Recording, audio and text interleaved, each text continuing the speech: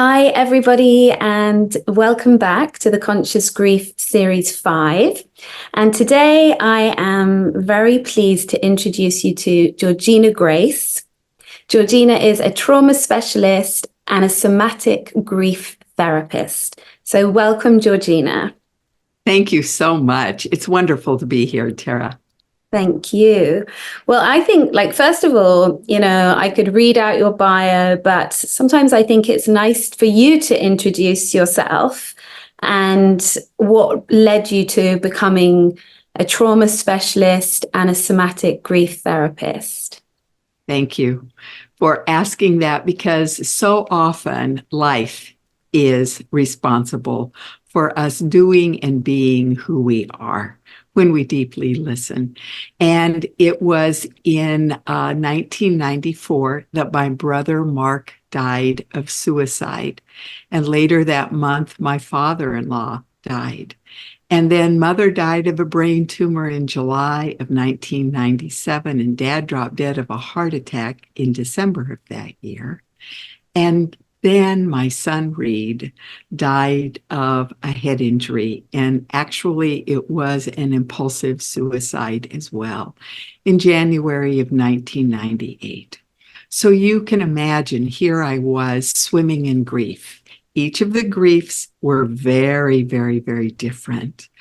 But it was Reed, my son's death, that brought me to my knees. And it was so remarkable because prior to his death in late January, a friend had come to my house, laid a brochure on my coffee table and said, "Georgena, I think I've found my teacher, and this may be the person you're looking for as well." My friend Diane had been in a class for a week at Esalen Institute in Big Sur, California, with Alana Rubenfeld. And Alana taught people how to use their whole body to listen. Well, Tara, as a speech pathologist, and I'd been doing that for decades by now, I'd never had a class in listening, and I had made that statement in Diane's presence. So you can see that in the worst time of my life, there was already a method for me to heal through and then learn to support others with. Wow, that is really incredible. I really want to hear more about Alana. And I also know that you describe yourself as being stuck in fragile grief for 7 years. So because it's not like an overnight process, grieving, isn't it? Is it? So how do you sort of define fragile grief, and how was that 7 years for you? Thank you. I'm so glad you asked. In my book, A New Morning, Discovering the Gifts in Grief, I talk about 3 states of grief, not stages, states. And that first state is raw grief. It's when we're crying 24/7, when our brain now, they have learned, is actually swollen in the grief process. We have a grieving brain that's different. And so in that raw state, it's like you don't even want to be touched, but yet you need to be hugged and held. And you're thinking of the loss 24/7, and your bones hurt. When one moves into fragile grief, the intensity of the numbness, for some people, grief is so overwhelming that they become numb and don't cry at all. So in fragile grief, you look better. People are beginning to be relieved, but on the inside, you're still so shattered, you're barely holding yourself together. And it was in the state of fragile grief that I stopped crying as much. The intensity of the sadness and the longing, that was my state when my son died,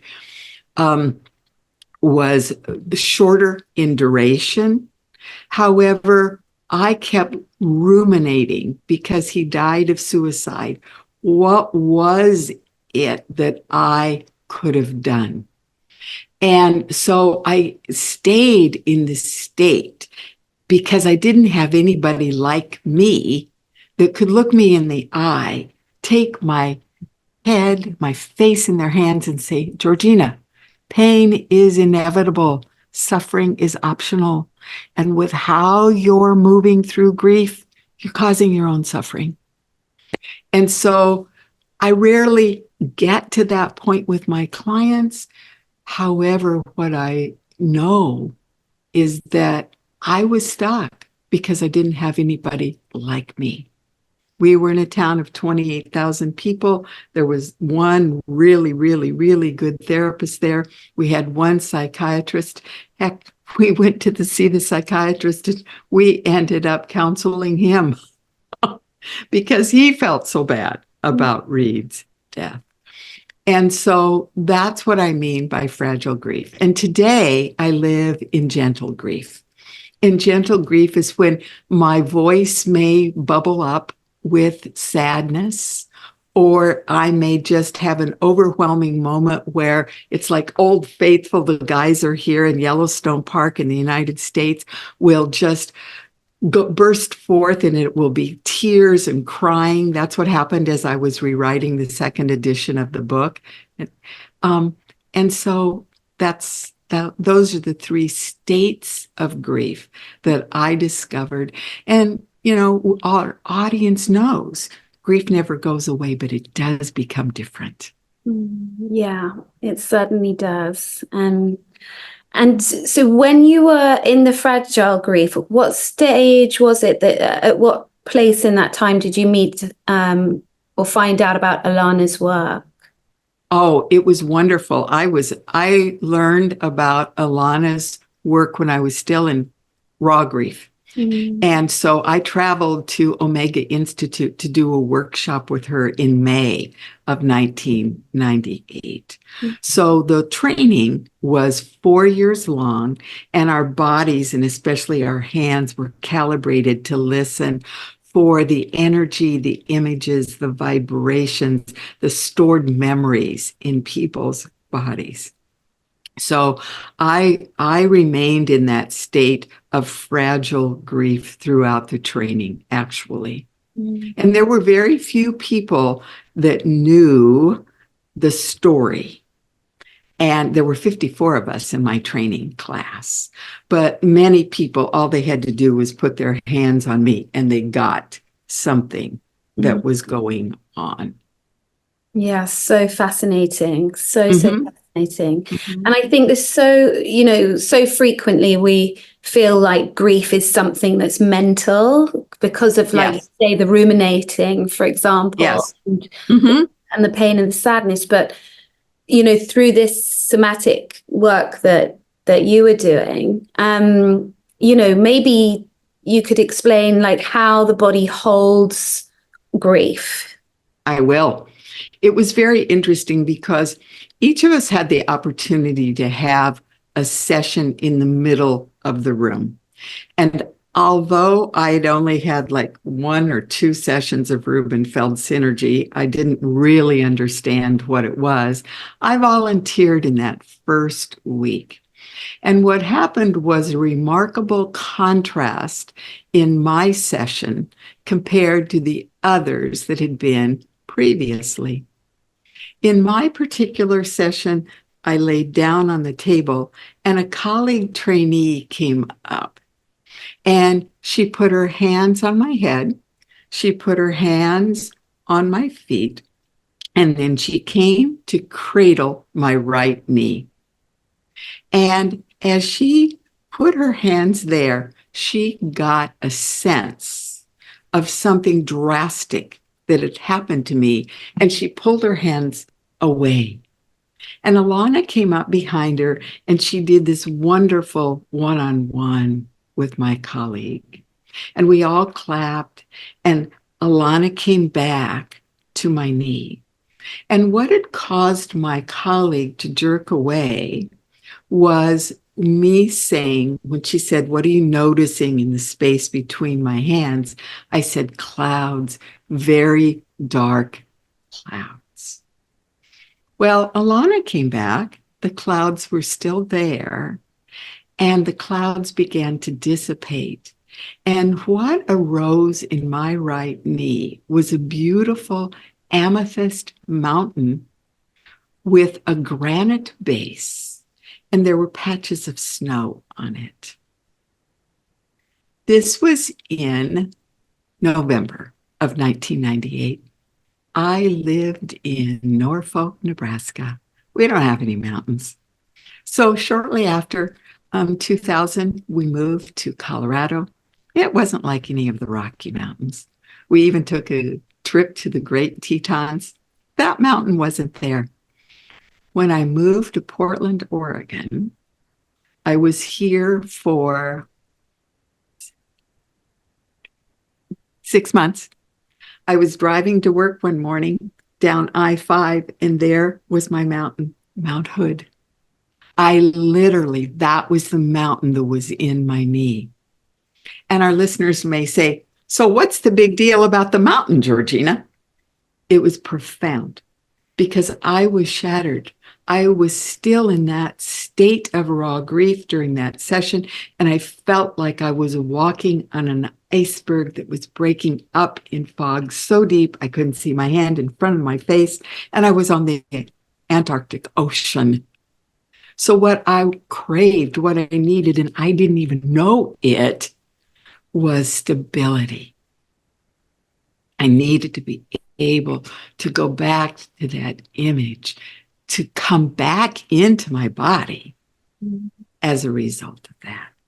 So throughout this wonderful training, I had so many sessions that allowed the grief in me to come up and out in many, many ways and forms.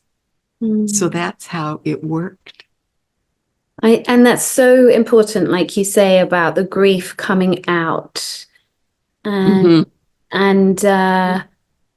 obviously there's all kinds of ways that we can do that, but it's not necessarily, people, unless we make a very intentional time and that's right to do it. Maybe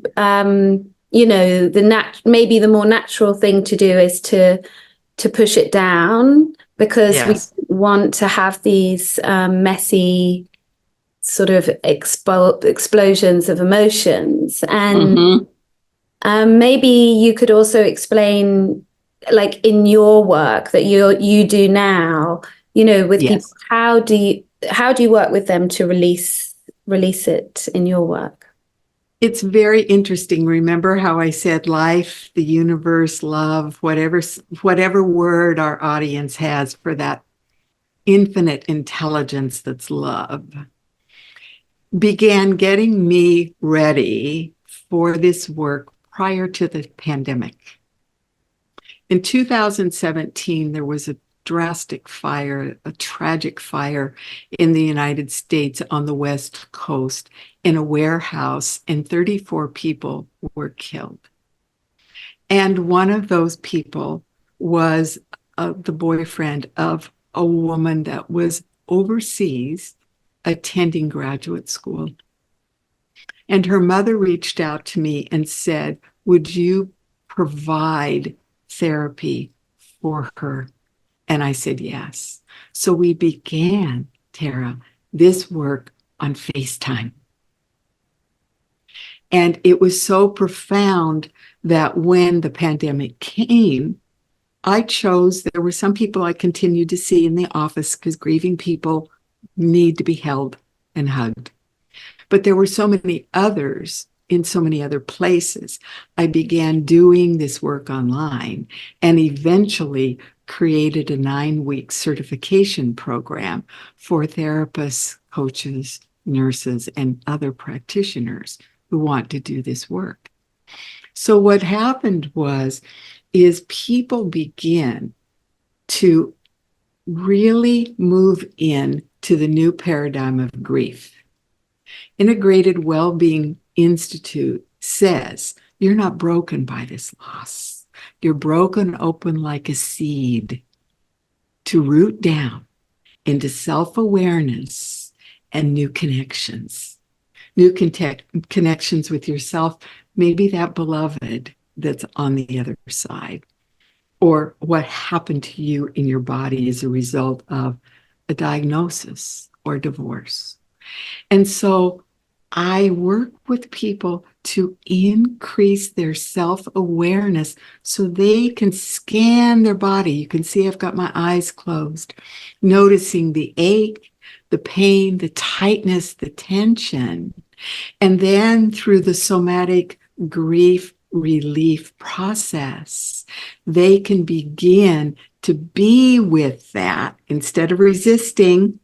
They recognize it, relate to it.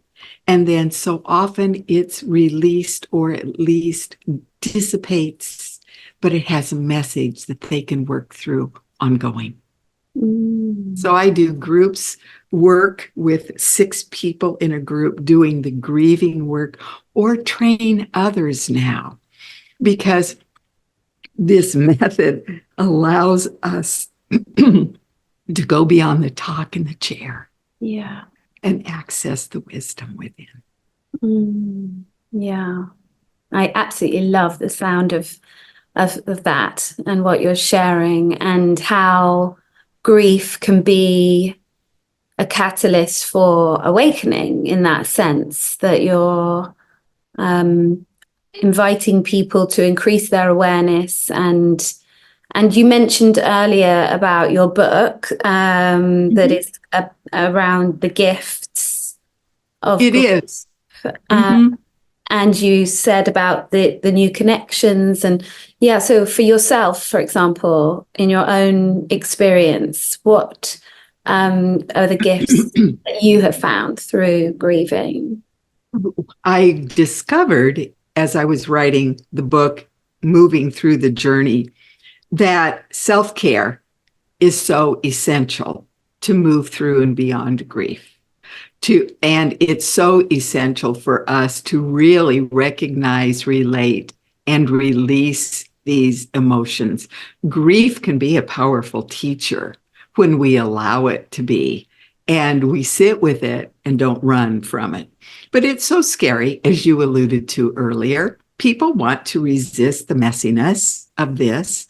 And so as a result, I learned, when I stop and listen, then I am in awareness. And it's interesting because there's my left shoulder is my grief shoulder. So when there's an ache or pain there, it may be a signal that, oh dear, I did it again as an empath. I picked up somebody else's energy. Another thing that was a gift in grief for me that I write about in the book are the signs that are sent through nature. Many people even hear signs because they hear songs on the radio that come at a perfect time. And living where I did in the Midwest, I wasn't aware that these were after-death communications, and there was a whole literature that was available. And so that was something that was new. And then as a speech language pathologist, which was the work that I was doing at that time, we'd been trained in child development, and Piaget's object permanence was something that I recalled. When the ball rolls behind the chair, the child thinks it's gone until they discover, it's just behind the chair. When mother walks into a different room, mother's gone until they discovered, no, she just went into a different room. My beloved Mount Hood today cannot be seen because of the clouds, but it's still there. And that's what I learned and began to sense about the energy of those 5 beloveds that were on the other side, especially Reed's energy. So those were, and I guess it was interesting to choose the title, A New Morning, Mourning, that makes sense.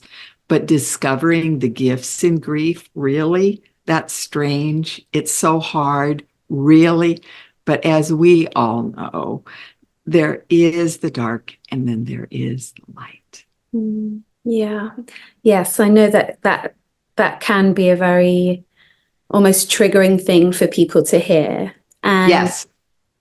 And you know, coming from somebody like yourself who's lost a child and a child by suicide, and to hear all of the other losses that you've had, and that you have been able to walk through this trauma and pain and see the light still. Yeah. Because some people who are listening to this may feel like that's absolutely impossible for them right now. And how will they ever reach a place of peace or joy or happiness ever again? Mm-hmm. And I have a little acronym for that, and it's WOW. Okay. It is willingness, openness, wonder. So when we're willing and open to just find those little fireflies of light, we have these creatures in the Midwest called fireflies, and they're little bugs, and at night they glow. And there have been stories about places in the United States where people go even to see fireflies. But I love fireflies because they blink on and off. They're not a constant light. And when we begin to say, okay, in the worst time in my life, I am willing and I am open to just begin to notice the wonder, the sacrednicities, I call them, the synchronicities, Jung called them, of life. And for a moment, give myself permission to feel lightness. That's the beginning. And I would never, ever say to anyone listening, you've got to do this. No, it's something, it's an invitation. Because we each have our unique path through and beyond grief, and our own timeline and our own way. Yeah, absolutely. And there is, yeah, like you say, there is no right or wrong, and everything that we talk about on these interviews are suggestions. And sometimes it may take us years and years to you know, maybe even consciously grieve, and that's okay too. Yeah. I remember it was really interesting. It was 4 years after Reed died. It was January. I was down in Arizona at one of the regional trainings. I was the client, and the synergist put her hands on my head. And now this is 4 years of sessions. This is 4 years of crying and grieving for my son. And she put her hands on my head and she said, "What are you noticing, Georgena?" And I said, "Surprise. I'm seeing the image of the surprise birthday party my husband gave me for my 39th birthday." And immediately the surprise shifted to the image of my son and his trauma and his traumatic condition. And I began to shake. And what happened is with the touch of her hands, the blanket she poured on, the amazing mentor that was there with her through this, they were present. And all of this grief that had been frozen for 4 years that I had no idea was there came up. And I wailed, and the energy of the grief came up and streamed through my body. And it was an amazing surprise. The whole, if I were to name that session, it would be surprise. And almost like a melting away. Absolutely. Yes. And Alana refers to that. That's why this method is so powerful. Even online, clients touch themselves. They notice how they're touching themselves. Are they gripping that part of their body? Can they barely feel the touch? And we always ask permission to touch the body because of the history of so many people. But when Alana created this method of butterfly touch to melt the resistances in the body. And that's exactly the way it works. And actually, maybe you could, because some people, and and I myself are still quite new to the word somatic, and I did do a little bit of somatic healing in a workshop in LA, and it was a brief session, and I was blown away, really. So yeah, for people who don't really understand that term, perhaps you could just explain a little what that is. Soma translates to body. So what is going on in your body? What are the images, the colors, the messages? See how you just took a breath? You just took a breath. It's like, oh yeah. Oh yeah. So what this method does is it teaches people to listen to the well-being, that wisdom within themselves, and return home. And for this year, my word is restoration, because how many of us really, really benefit from restoration? Well, when we get out of our mean mind, because the mind can lie. It makes up stories. Yeah. And go into the body, because the body does tell the truth, to recalibrate, to restore, and then return to ourselves, return to the intuition, return to the love, return to the truth of our being through it's there in our body. Does that answer your question? It does. And I just to say to people that it's such a gentle thing, isn't it? And it's a very, yes.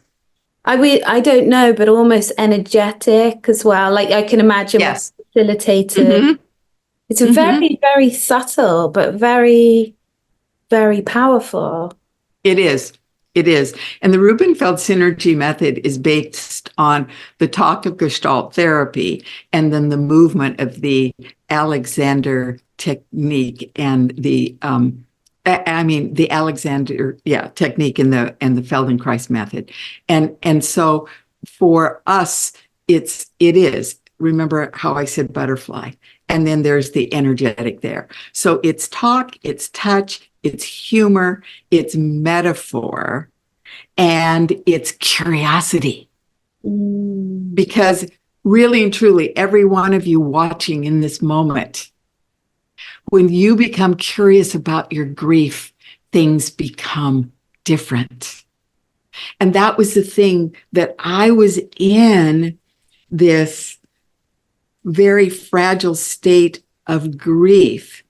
Even though in my training, we'd heard about curiosity, I could feel the difference in my body when I was curious, I still didn't get the connection of curiosity as a way to come up through grief and into a different place of being.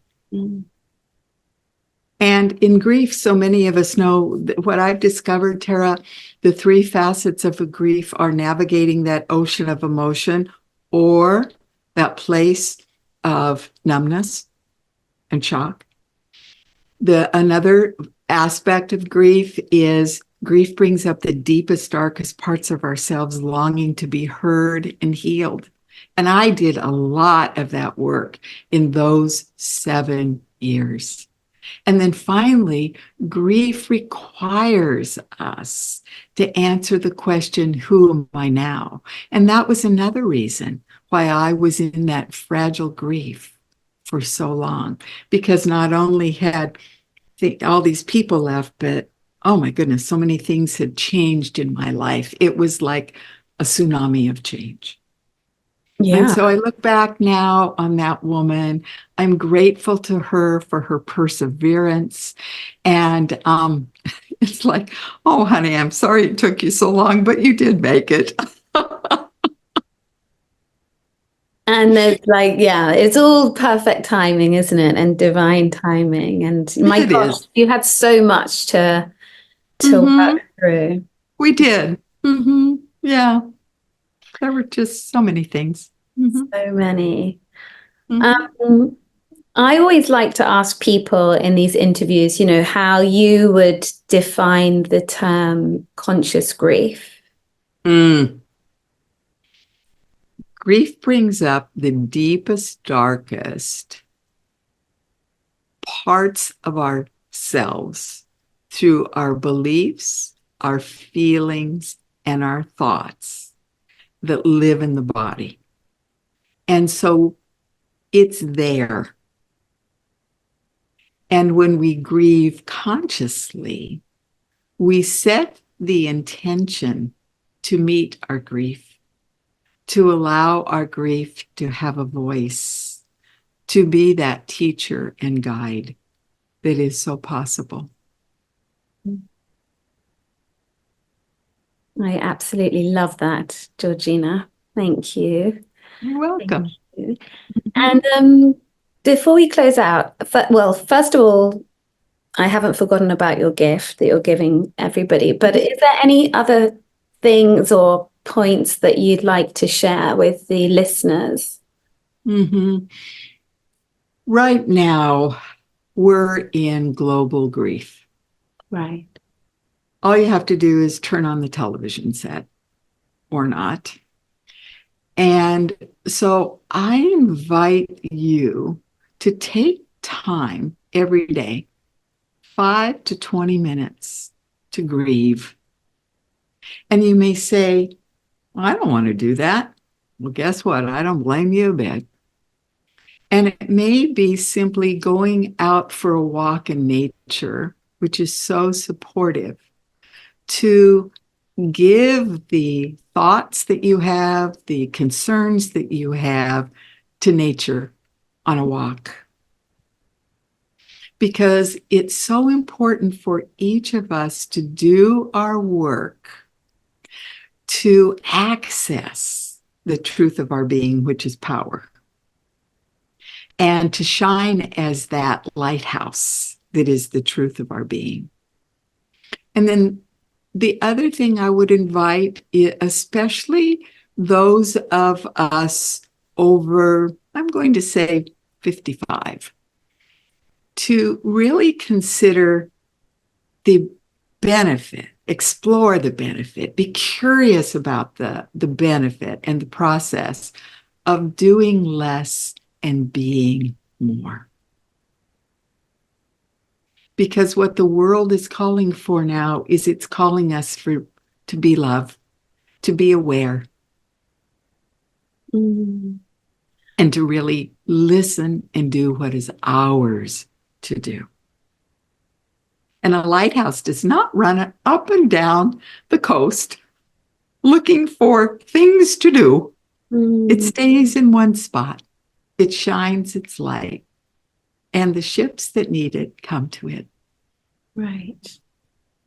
Yeah, I think that's a really beautiful reminder, in so many ways. And I love what you're sharing about walking in nature and feeling your grief. And I remember hearing somebody say, trees love our grief. Mm-hmm. Yeah. I have a tree that I can see from my balcony, and I call it my prayer tree.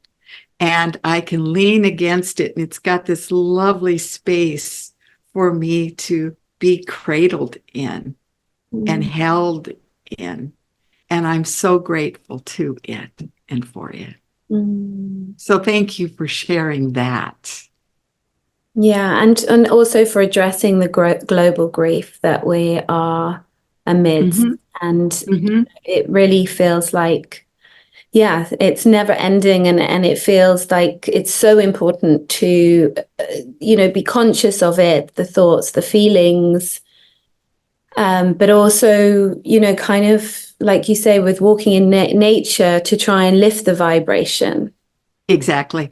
These are the best times in the world And even though it may not sound like that, but feel like that, but there are so many people that are becoming conscious, not only in their grieving, but in their living, their eating, their being.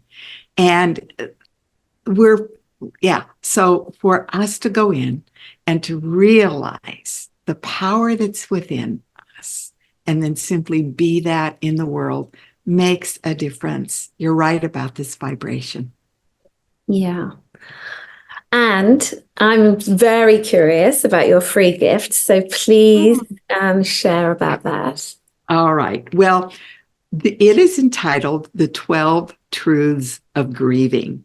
And it was a blog that I wrote in 2021 to my community. And I said, I so wish someone would have handed me these 12 truths as I began my journey through grief. And so it's an opportunity for people to download a PDF, 12 cards, and then there's going to be a video that people get on how to use the cards as a way to support yourself as you are in this state of raw or fragile or gentle grief, wherever you are. Wow. Well, that sounds like a really, really supportive thing for people to download. So don't miss the opportunity and make sure you click on the link that we give you. Georgena, it has been so wonderful to speak to you, everything that you've shared, and it's just fascinating. So thank you for all the incredible work that you're doing. And yeah, so I'm just very grateful to have met you and connect with you. So thank you. You're very, very welcome. And it's been a joy to be in your presence once again today. Thank you. Thank you. And to everybody who has been listening, we hope you've enjoyed the interview and goodbye. Bye.